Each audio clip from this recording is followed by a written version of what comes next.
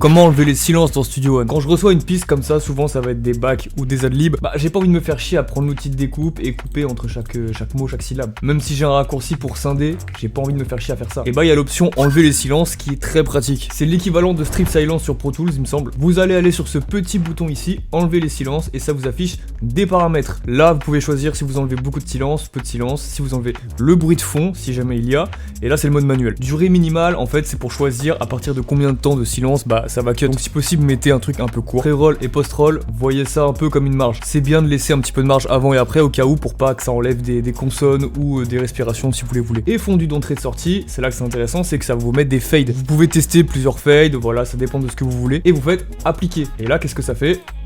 Ça enlève tous les blancs et vous avez même des fades avant et après. Ça laisse une petite marge avant et après, donc on est très bien, on n'a pas de problème, on n'a pas de perte. Pour aller encore plus vite, évidemment, on a un raccourci clavier pour ça. Vous croyez quoi? Vous allez dans raccourci clavier et vous tapez enlever les silences dans audio. Vous mettez votre raccourci et là, en une seule touche, on n'a plus de silence. Donc là, niveau gain de temps, on est déjà pas mal.